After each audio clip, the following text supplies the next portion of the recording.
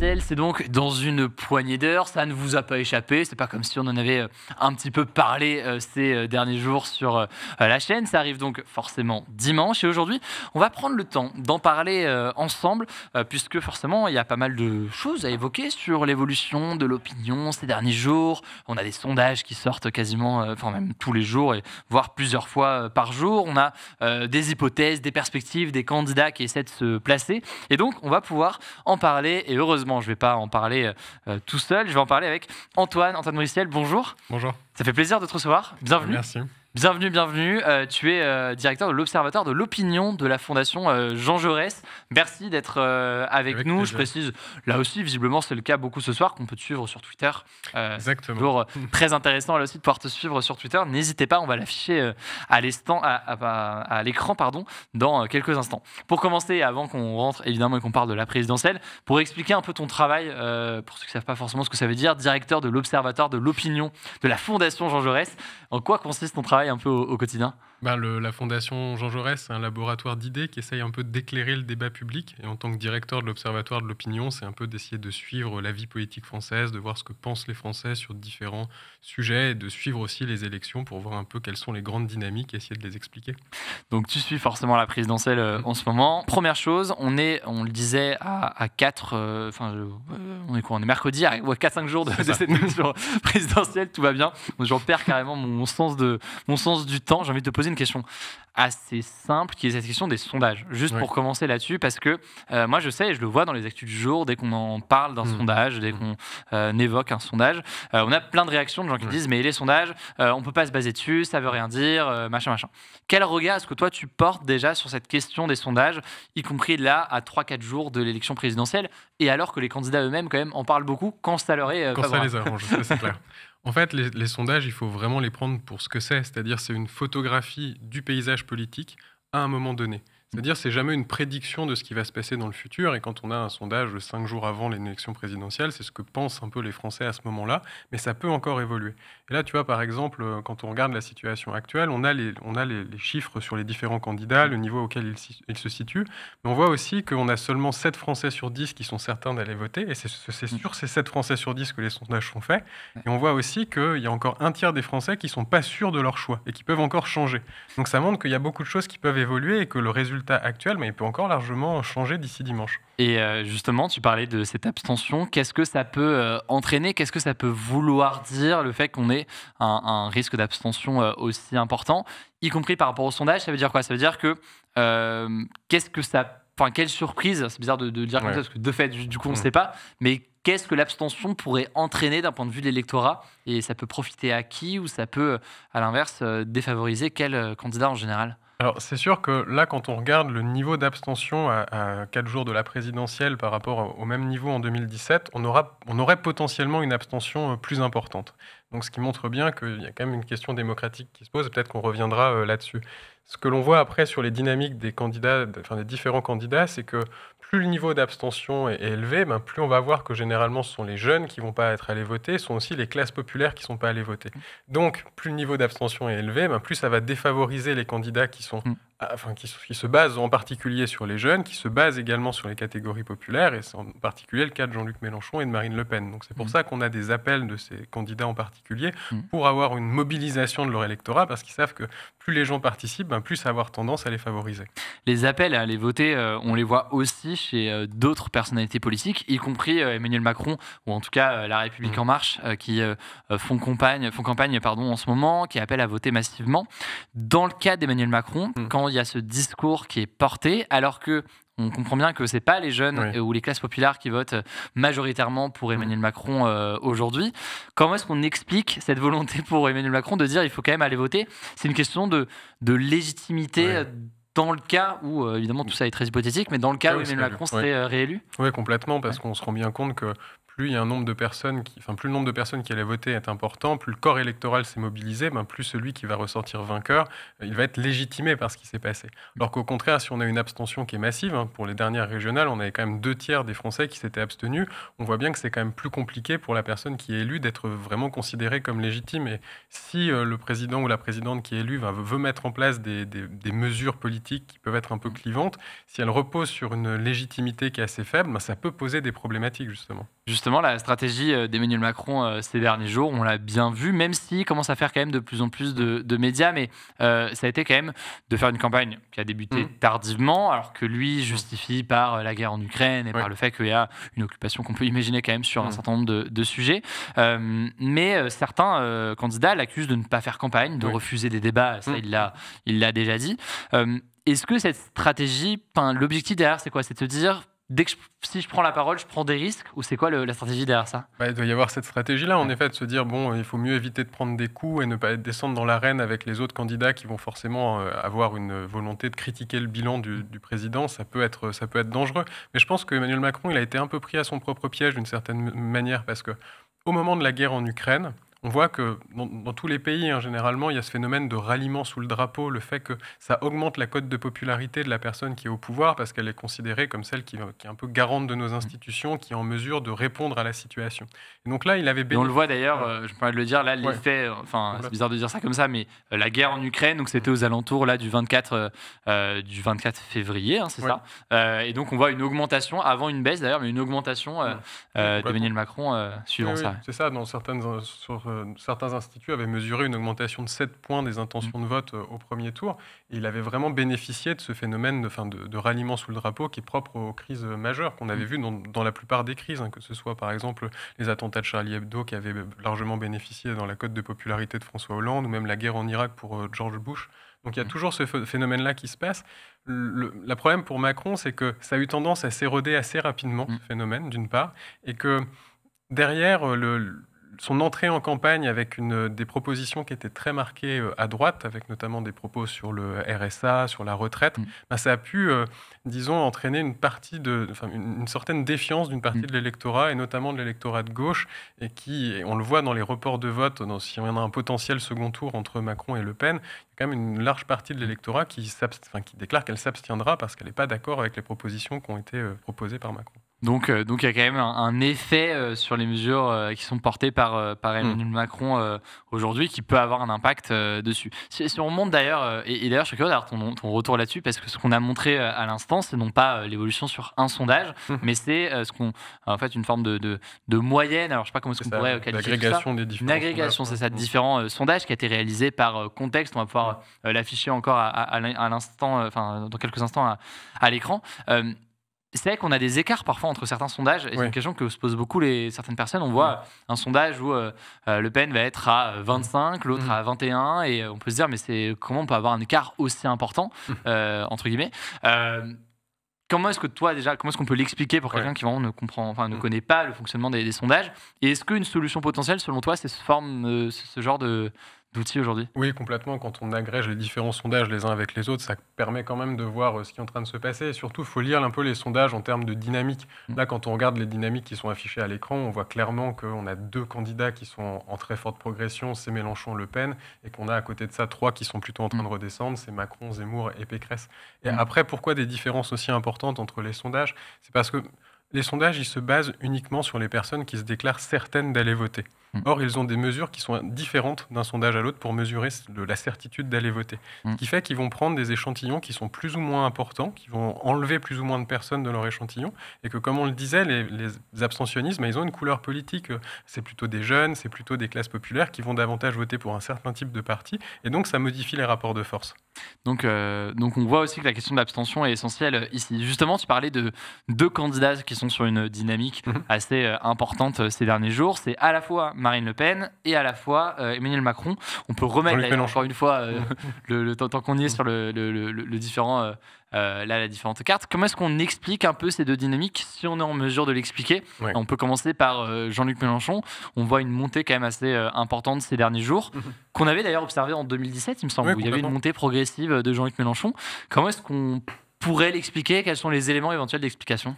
Il y en a plusieurs, hein. La première chose, c'est qu'on ne peut pas dénier dénier à Jean-Luc Mélenchon le fait d'être excellent en campagne, de réussir à, on le voit notamment dans son utilisation des nouveaux médias, de pouvoir parler à un public différent des autres candidats. Donc il réussit toujours très bien ses campagnes électorales. Ça, c'est une première raison. La seconde, c'est qu'on a la question du pouvoir d'achat qui est devenue la préoccupation principale des Français. Il y a plus d'un Français sur deux qui dit c'est l'enjeu principal pour moi à l'heure actuelle. C'est 30 points de plus que les enjeux qui viennent derrière. Sûrement avec la guerre en Ukraine aussi qui a... La guerre en Ukraine a ouais. renforcé ça, effectivement.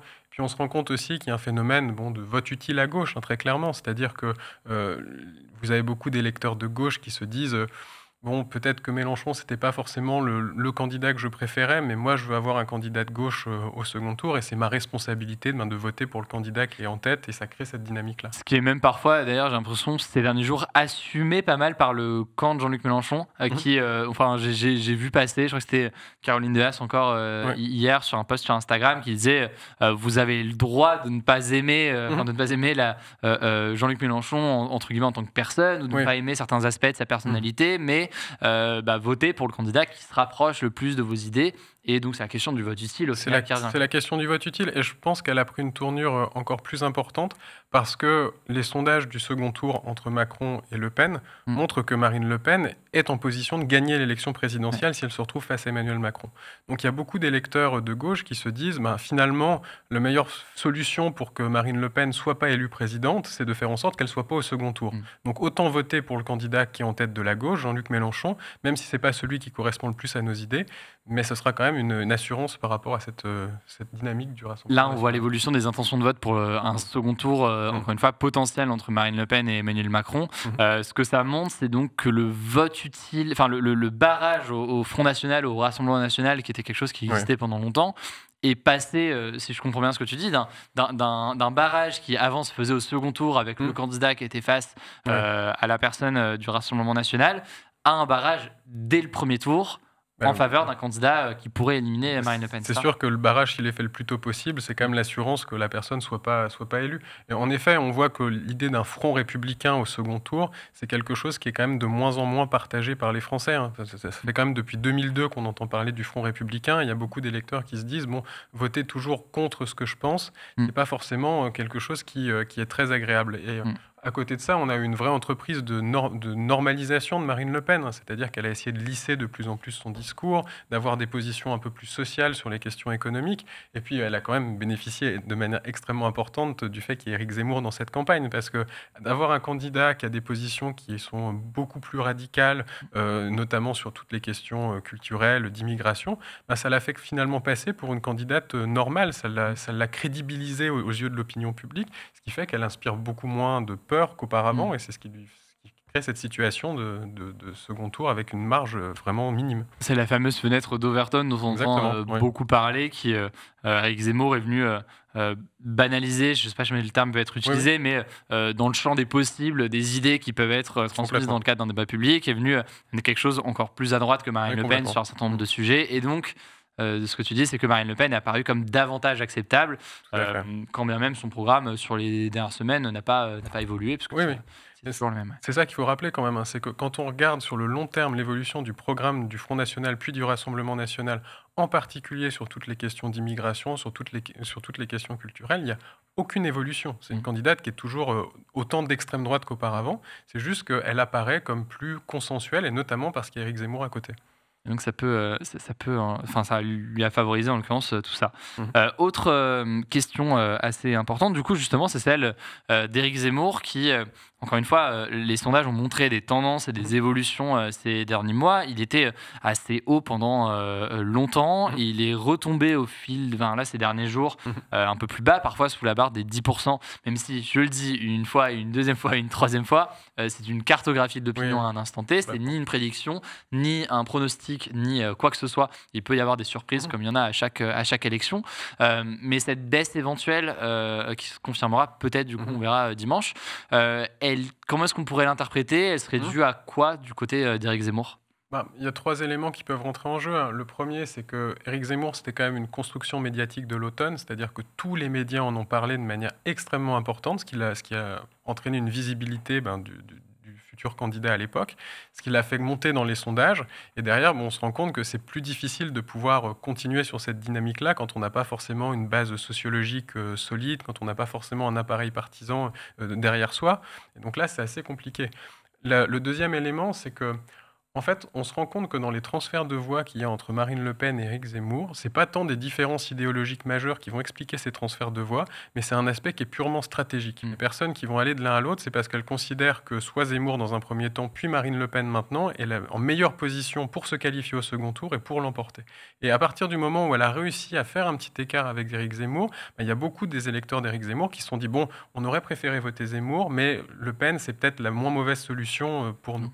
Puis la troisième explication à cette baisse d'Éric Zemmour, c'est que lui, il est extrêmement fort chez les personnes dont les enjeux de préoccupation, c'est l'immigration et l'insécurité. Par contre, quand on rajoute la question du pouvoir d'achat à cela, on se rend compte que c'est Marine Le Pen qui a le lead au sein de l'électorat. Et le fait justement que c'est la préoccupation majeure des Français maintenant, le pouvoir d'achat, ça bénéficie de manière automatique à Marine Le Pen plutôt qu'à Zemmour. Pour ceux qui demandent d'ailleurs ce qu'on a montré de nombreuses minutes là dans le cadre de notre discussion sur le site de Contexte, je vous mets le lien directement dans le chat. Et pour ceux qui regarderont en rediff, on mettra ça en description pour découvrir tout ça. Donc ça, c'est le cas d'Éric Zemmour. Au passage, tu dis, il y a une forme de peut-être pas de construction médiatique, mais si, il a été monté aussi par une visibilité très très importante dans les médias à la fin de l'année 2021. Un autre candidat où il y avait eu cette analyse-là ou ces retours, c'était Emmanuel Macron en 2017.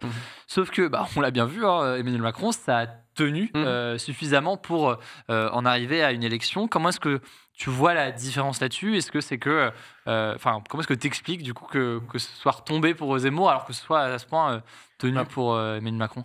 En fait, je pense qu'il y a effectivement des éléments communicationnels de court terme. Alors, le fait d'être hyper médiatisé à un moment donné, ça sert un candidat. On l'a vu dans le cas de Zemmour, on l'a vu dans le cas de Macron, effectivement, en 2017. Mais il faut aussi prendre la réalité politique un peu plus sous-jacente par rapport à ça. Et on voit qu'en 2017, on avait finalement une sorte d'espace qui s'était créé pour Emmanuel Macron entre le PS et les Républicains. Et donc sur cet espace sociologique, sur cet électorat, il avait une réserve de voix, il avait un potentiel pour créer quelque chose. Alors que Éric Zemmour, finalement, il est quand même un peu coincé entre les Républicains d'un côté, qui ont eu aussi une ligne très dure. Pendant leur primaire, on se souvient quand même que ça parlait que d'immigration et d'insécurité finalement. Et de l'autre côté, Marine Le Pen, qui est là, qui est implantée, qui a une base électorale solide, qui a su faire une campagne un peu de terrain sur ces derniers mois et qui est une candidate qui a de l'expérience. Donc c'était difficile pour lui de trouver un espace entre les deux. Donc pour résumer, là où Emmanuel Macron a saisi justement un espace qui, parfois par chance, mais en fait a réussi à s'ouvrir à lui avec François Hollande qui ne se présente pas, avec les affaires à droite, etc. Exactement. A réussi à saisir dans l'espace. Éric Zemmour a lui davantage permis d'une certaine façon à une autre candidate d'extrême droite, Marine Le Pen, d'aller prendre. Il lui a fait la courte échelle, clairement. De la place ces derniers jours. Et je serais curieux d'ailleurs, on ne saura pas la réponse, mais, ou pas d'ailleurs, je ne sais pas, mais de savoir si Marine Le Pen anticipait cet effet-là, parce qu'il y a eu quand même, c'était en fin d'année ou en début d'année, beaucoup de départs, et encore dans la dernière semaine, de proches de Marine LePen, Nicolas Bay notamment, vers Éric Zemmour. On peut imaginer qu'à ce moment-là, du côté de Marine Le Pen, il y a un petit moment de flottement et de stress de oula, est-ce que le vent n'est pas en train de tourner C'est clair, je pense qu'à l'automne notamment, il y a eu du flottement. Quand elle a vu qu'Éric Zemmour, en l'espace de quelques semaines, passait de chroniqueur sur CNews à quasiment 15% dans les sondages, je pense qu'elle s'est quand même un petit peu inquiétée de la situation. Mais derrière, dans une seconde partie de la campagne, à partir de février, elle a vraiment décidé d'avoir une campagne beaucoup plus de terrain, de parler aux gens, d'aller dans les campagnes, d'aller dans les villes, de pouvoir rencontrer directement les gens. Et c'est un point qui lui est reconnu à Marine Le Pen, c'est-à-dire d'être proche des Français, d'être proche des préoccupations des Français. Et ça lui a largement bénéficié.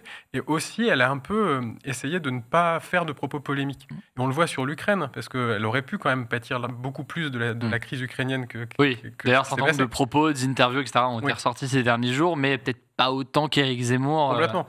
Alors que lui, il a enchaîné un peu les déclarations polémiques, notamment en disant que la guerre en Ukraine, c'était une distraction par rapport aux vrais phénomènes qui touchaient la société. Donc ça a eu clairement un impact, le fait de se retrouver avec Éric Zemmour qui prenait toute l'attention négative à ce moment-là. Et donc, ça lui a permis une forme de silence aussi ces derniers jours, lui a permis au final de ressortir de cette séquence-là. C'est un sujet qui est passionnant, forcément, la présidentielle et ce qui se passe ces derniers jours. J'aurais encore beaucoup de questions à te poser. J'ai peut-être une dernière question, parce que tu parlais de l'impact de la campagne de Marine Le Pen, le fait qu'elle ait fait beaucoup de déplacements sur le terrain, qu'elle ait tenté, en parlant beaucoup de pouvoir d'achat, etc., de se rapprocher comme ça des Français. C'est la question des déplacements. C'est une vraie question que je me pose et je n'ai pas du tout la réponse. Dans quelle mesure est-ce que ce genre de déplacement, le fait d'aller, je sais, j'ai n'importe quoi, mais dans un petit village, aller rencontrer des habitants, faire les marchés, etc., ça a un impact sur la façon dont les Français voient tel ou tel candidat? Parce que, ma question est très bête, mais est-ce que les gens au final voient ces déplacements-là? Est-ce que, si oui, comment? Est-ce que c'est via la couverture que les médias en font? Quel impact que ça peut avoir aujourd'hui? Et je terminerai cette question beaucoup trop longue par, justement, si on parle de notre génération, peut-être des plus jeunes, des jeunes qui ont la vingtaine, là, qui vont aller voter, qui ne s'informent pas forcément via le JT de 20h ou des médias plus traditionnels. Je ne suis pas sûr qu'ils étaient au courant des déplacements de Marine Le Pen dans telle ou telle région. Comment est-ce que tu vois l'utilité et l'impact éventuel de ce genre de déplacement? Alors, je pense qu'il faut regarder à quel électorat essaye de parler chaque candidat. Marine Le Pen, elle essaye très clairement de parler à un électorat de classe populaire qui est plutôt rural. Et donc effectivement, le fait de se mettre en scène en allant aux côtés de la population, d'aller serrer des mains sur des marchés, ça peut avoir un impact direct sur les personnes qui la voient, mais c'est surtout le relais médiatique qui peut être fait qui va avoir un impact assez important à ce moment-là.